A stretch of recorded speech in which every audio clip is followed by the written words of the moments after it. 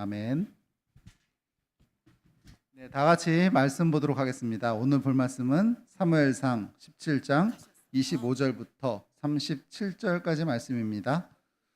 구약성경 435페이지, 구약성경 435페이지, 사무엘상 17장 25절부터 37절까지 말씀입니다. 네, 다 찾았으면 선생님과 같이 교독하도록 하겠습니다.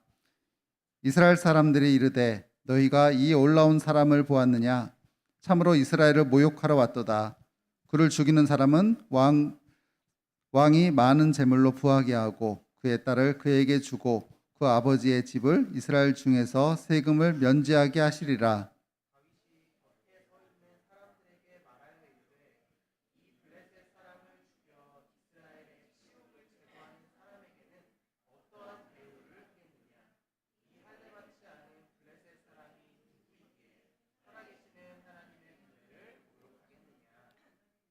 백성이 전과 같이 말하여 이르되 그를 죽이는 사람에게는 이러이러하게 하시리라 하니라.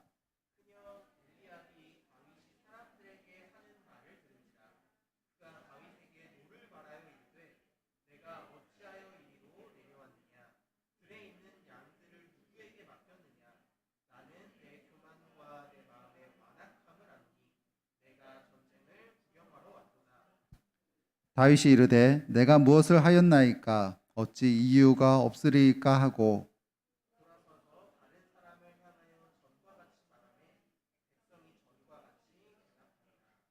어떤 사람이 다윗이 한 말을 듣고 그것을 사울에게 전하였으므로 사울이 다윗을 부른지라.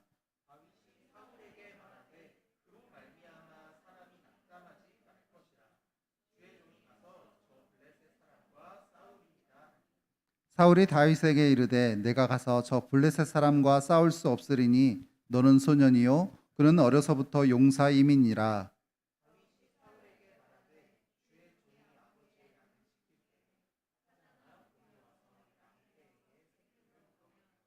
내가 따라가서 그것을 치고 그 입에서 새끼를 건져내었고 그것이 일어나 나를 해하고자 하면 내가 그 수염을 잡고 그것을 쳐 죽였나이다.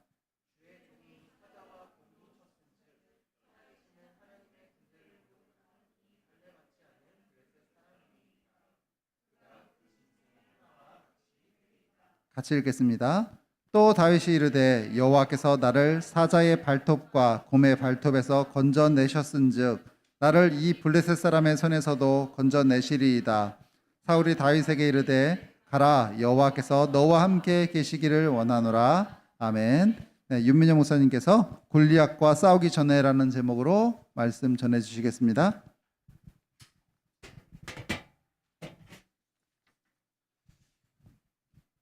네, 여러분 모두 반갑습니다. 이제 어제가 광복절이었죠, 그죠? 맞았나요? 그죠? 어제가 광복절이었죠. 대한민국을 하나님께서 나라로 세워주시고 또 이제 일제 치하의 고통에서 해방시켜 주신 은혜를 주신 날이에요. 그래서 감사 기도했나요? 하나님 우리 대한민국 있게 해주셔서 감사합니다. 기도했어요? 안 했습니까? 오늘 집 가서 꼭 하세요. 하나님 우리 대한민국을 있게 해주셔서 너무 감사합니다. 기도해야 됩니다.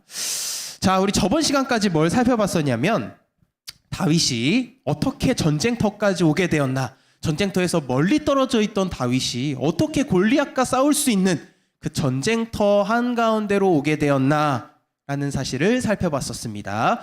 하나님께서는 비록 전쟁터와 멀리 떨어져 있어서 전쟁이랑 아무 상관없는 다윗이었지만 다윗을 통해 골리앗을 쓰러뜨릴 계획을 가지고 계셨기 때문에 멀리 있던 다윗을 골리앗이 있는 전쟁터로 불러오셨어요.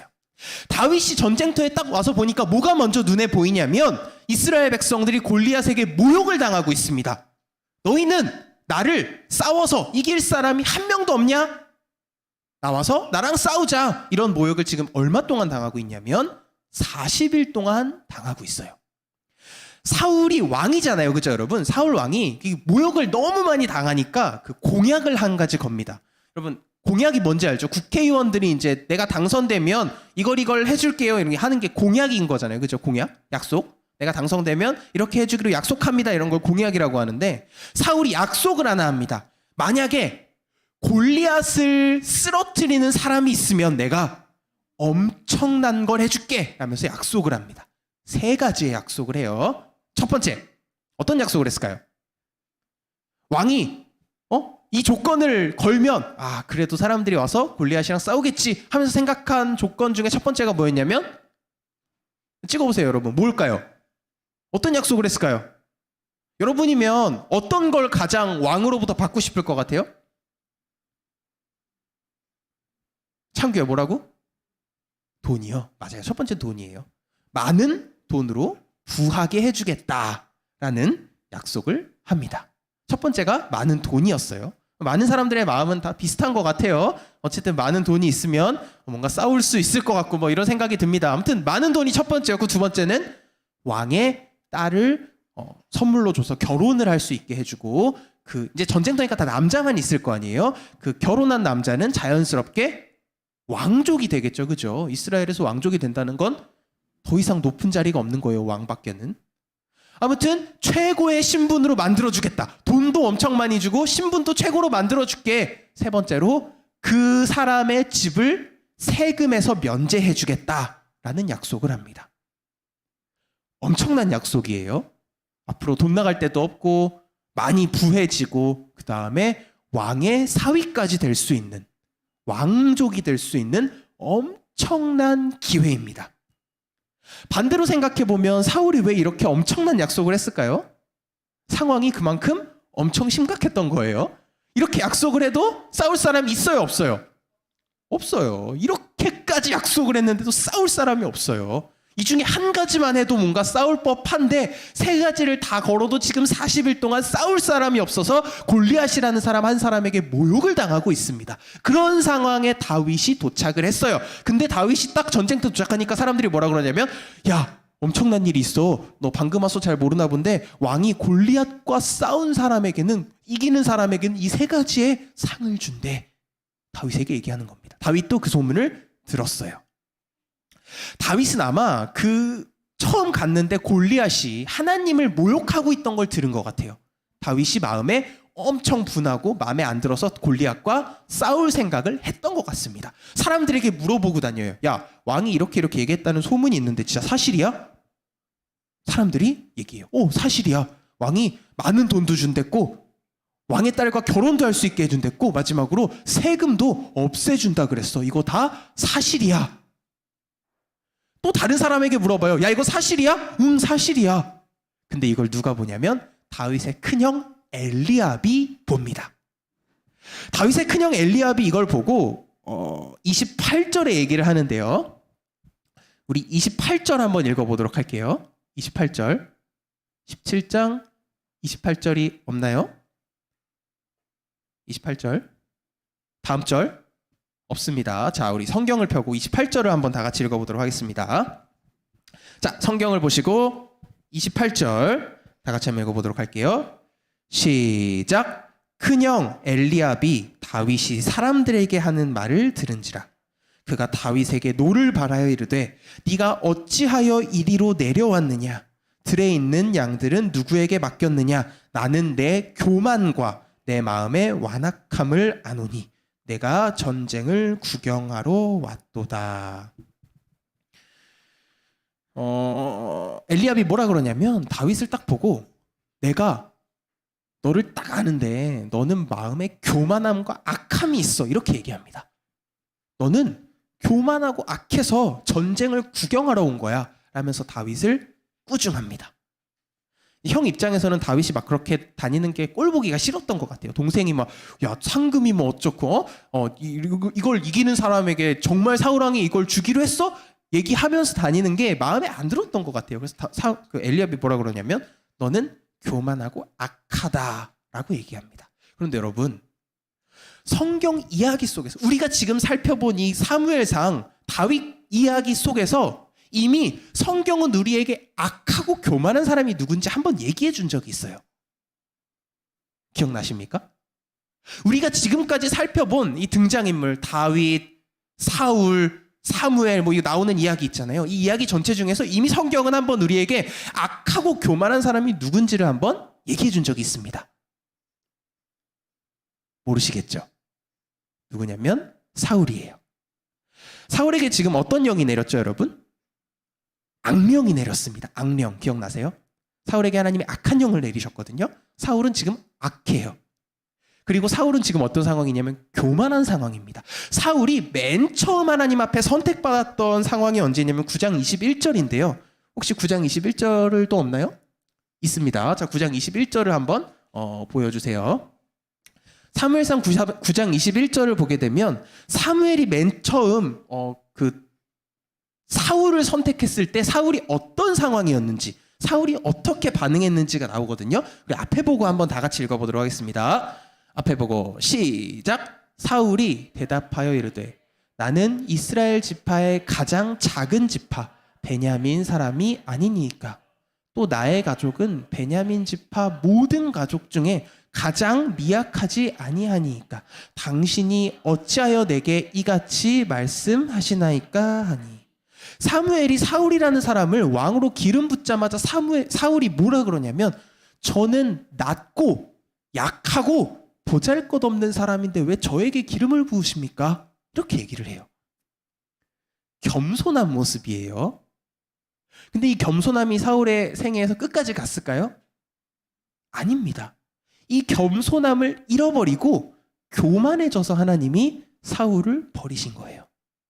사울이 버림받은 이유가 뭐냐면 교만 때문이에요. 다시 악하고 교만함 누구에게 있는 거라고요? 사울에게 있는 거예요. 자, 그런데 여러분 사울이 악하고 교만해서 버림받았었죠. 그죠? 근데 우리가 살펴본 이야기 중에서 버림받았던 사람이 한 사람 또 있습니다.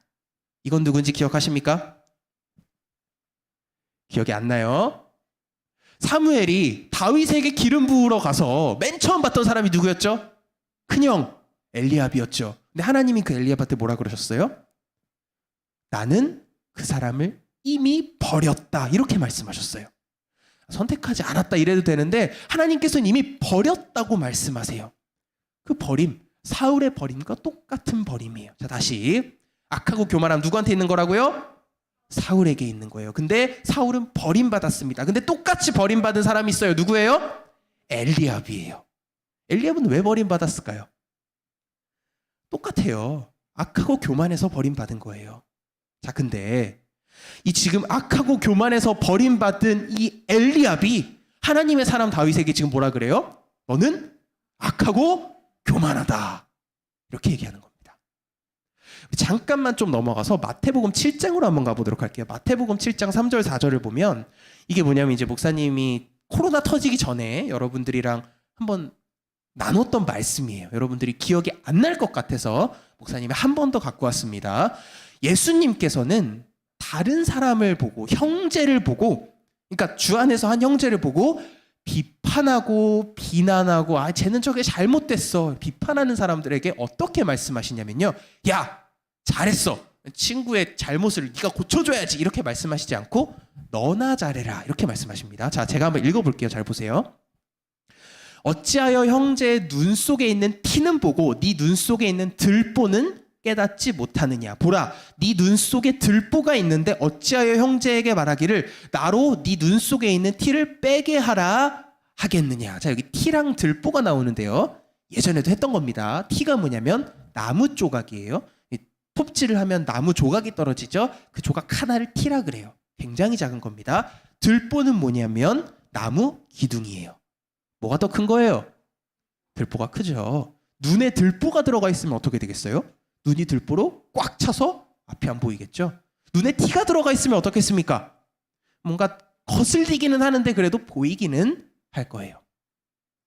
예수님께서 다른 사람의 잘못을 계속해서 비판하는 사람들에게 잘했다 그러시지 않고 너부터 네 눈 속에 있는 들보부터 빼라 이렇게 말씀하십니다.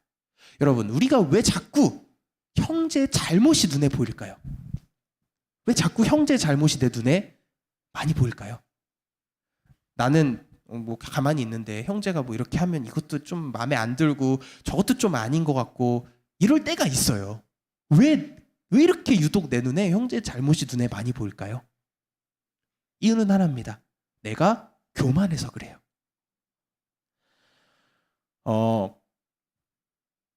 교만한 사람에게 형제의 잘못을 비판할 때 이거 누구나 다 빠질 수 있는 오류예요, 여러분. 내가 형제의 잘못을 유독 많이 비판한다. 이때 한번 상황을 멈추고 내 마음을 한번 돌이켜보세요. 내 마음 깊숙한 곳에 뭐가 있냐면 나는 그래도 쟤보다는 나아, 이런 마음이 있어요.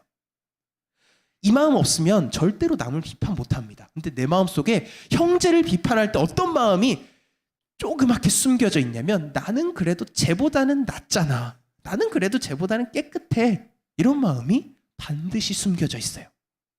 나는 쟤보다 낫다는 이 마음 때문에 내가 담대하게 상대를 비판할 수 있는 거예요. 나는 쟤보다 나으니까 좀 비판 좀 해도 되겠지. 이걸 뭐라 그러냐면 여러분, 나는 쟤보다 나아. 이걸 뭐라 그러냐면 교만이라 그래요. 교만은 반드시 우리의 눈으로 올라옵니다, 여러분. 마음에 있는 교만이 눈으로 올라와서 내 눈을 가려요. 한마디로 뭐냐면 눈에 들보가 들어와서 시야를 가려버려요. 마치 렌즈와 같습니다. 눈에 들보라는 렌즈가 들어가면 어떤 상황이 발생하냐면 상대방에 있는 티가 들보처럼 커 보여요. 왜? 내 눈에는 들보라는 렌즈로 상대의 티를 보기 때문에. 여러분 렌즈 껴봤어요? 안 껴봤죠, 그죠? 지금부터 끼시면 큰일 납니다. 중학생 되면 여자친구들이 막 엄마 렌즈 사주세요 막 이러면서 렌즈를 끼고 막 그럴 수 있는데 그러는 거 안 좋아요. 렌즈를 끼게 되면 시력이 교정되는 효과가 있거든요. 들보라는 렌즈를 끼게 되면 시력이 파괴됩니다. 상대방에 있는 조금만한 티도 내 눈에 있는 들보처럼 커 보여요. 이게 바로 교만이에요. 엘리압이 어떻게 다윗에게 너는 교만하고 악하다 라고 얘기할 수 있었냐면 엘리압 본인이 교만하고 악했기 때문이에요. 상대방의 티가 교만하고 악함이라는 렌즈를 통해서 들보같이 커 보였기 때문에 엘리압은 다윗을 그렇게 꾸중했습니다. 자, 이렇게 여러분들도 상대방을 막 비판하고 싶을 때 상황을 좀 멈추고 여러분들의 마음을 한번 돌아보시는 은혜가 있기를 예수님의 이름으로 축복합니다. 예수님의 은혜로 구원받은 사람은 절대로 나는 선해 라는 생각을 가질 수가 없어요. 거룩하신 예수님을 바라보게 되는 순간 보이는 건 내 죄예요. 내 죄가 있기 때문에 나도 상대방의 죄를 용인하고 품어주고 용납해 주어야 하는 것이지 나는 그래도 쟤보다는 낫다 이런 마음은 절대로 가지시면 안 되는 거예요. 자, 아무튼 좀 넘어가 보도록 하겠습니다. 아무튼 이렇게 다윗이 엘리압이라는 큰 형에게 혼나고 있습니다. 근데 이야기를 보게 되면 진짜 재밌는 게 뭐냐면 엘리압 다음에 바로 만나는 사람이 누구냐면 사울 왕이에요. 다윗이 이렇게 사람들에게 물어보고 다녔다는 소식을 사울 왕이 전해 들어요. 그래서 사람들에게 다윗을 좀 어떻게 해서 다윗이랑 만나게 됩니다. 다윗이 사울 왕 앞에 갔어요.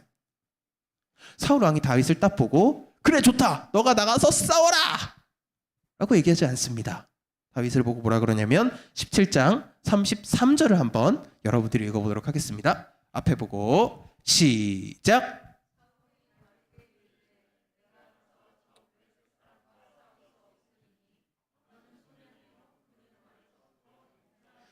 자, 우리의 사울은 다윗을 딱 보고 뭐라고 얘기하냐면 너는 절대로 쟤랑 못 싸운다. 꿈 깨라. 너는 그냥 평범한 사람이고 저 사람은 어렸을 때부터 용사야.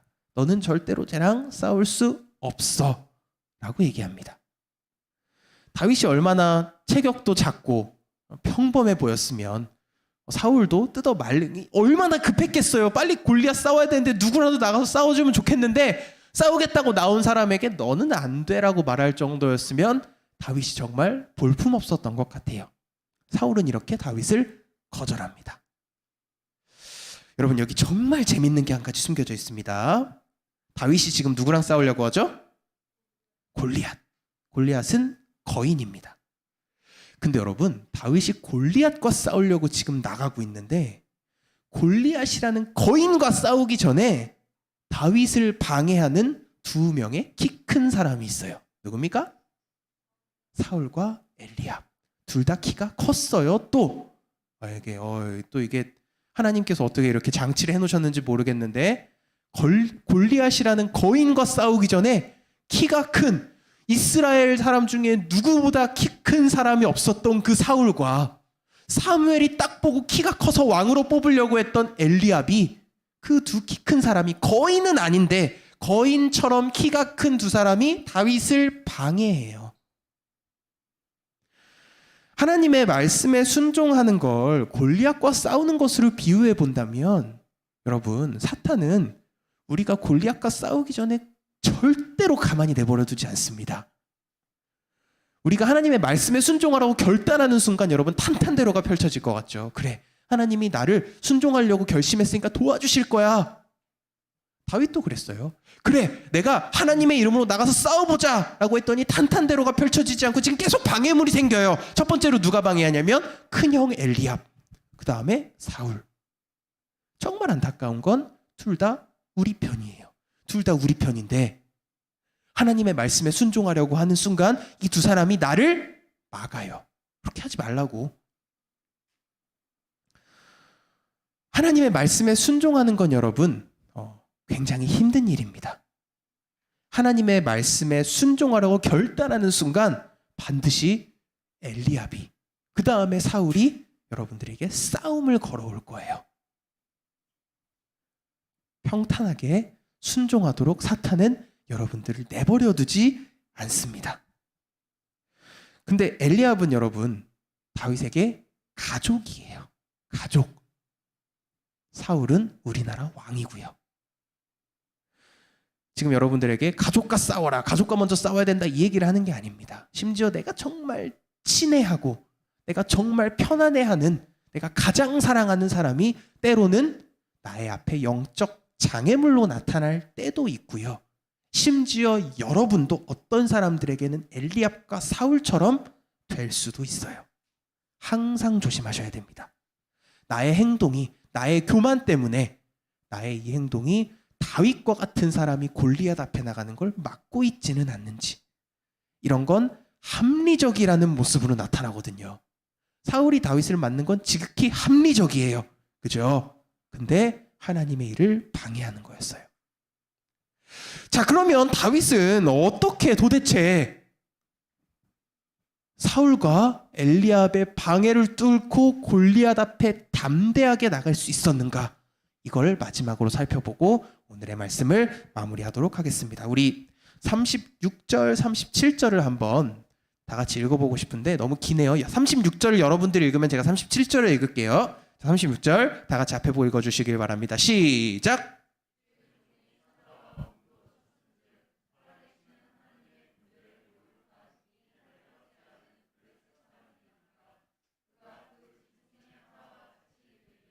또 다윗이 이르되 여호와께서 나를 사자의 발톱과 곰의 발톱에서 건져내셨은즉 나를 이 블레셋 사람의 손에서도 건져내시리이다. 사울이 다윗에게 이르되 가라, 여호와께서 너와 함께 계시기를 원하노라.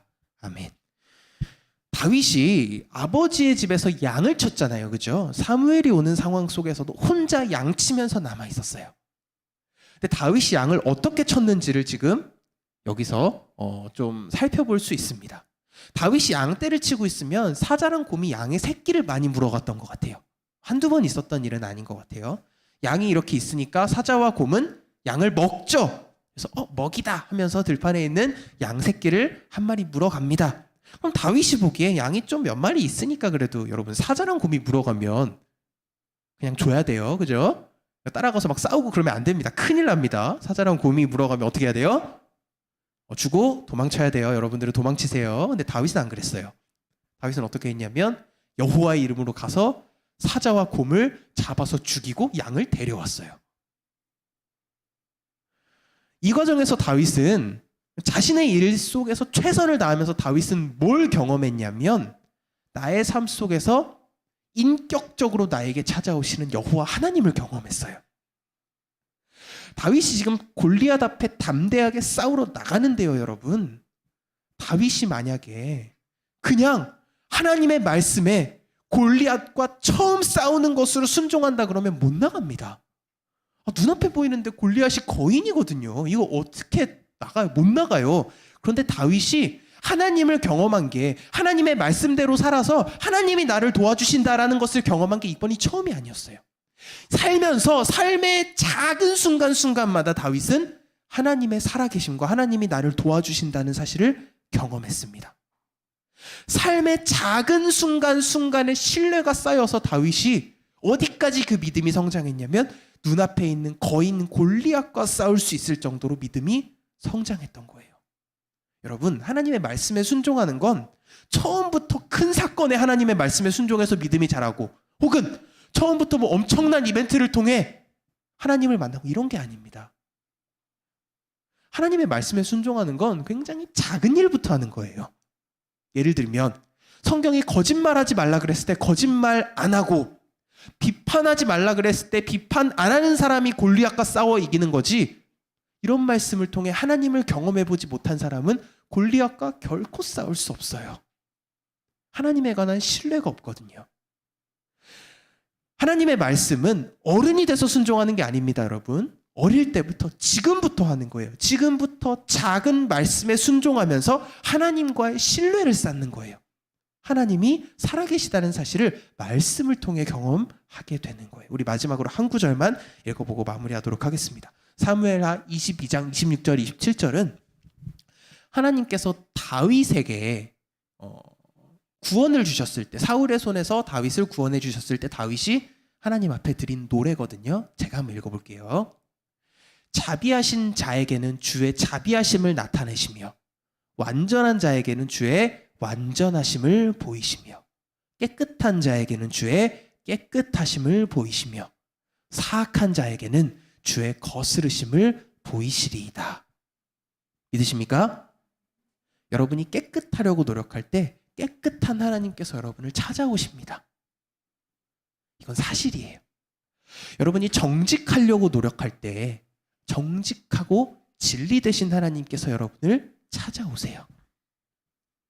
여러분들이 말씀에 순종해서 하나님의 말씀에 순종하는 삶을 살려고 노력할 때 하나님이 여러분에게 찾아오세요. 그럼 여러분들은 그 하나님과의 인격적인 관계가 생기는 거예요. 이게 쌓이고 쌓이고 쌓이면 여러분들은 골리앗이 아니라 골리앗 할아버지가 와도 능히 승리할 수 있는 믿음이 생깁니다. 믿으십니까? 이 믿음을 갖고 세상을 살아가는 거예요. 어른 돼서 세상에 딱 나갔는데 골리앗이 보여요. 못 이기는 게 당연한 거예요. 여기서부터 시작하셔야 돼요. 말씀에 대한 순종은 작은 것부터 시작하는 겁니다. 말씀에 순종하면서 하나님과의 작은 관계지만 계속해서 관계가 발전하고 결국에는 그 관계를 통해 여러분들이 세상에서 넉넉하게 승리하게 되는 은혜가 여러분 가운데 충만하게 넘치시기를 예수님의 이름으로 축복합니다. 기도하겠습니다.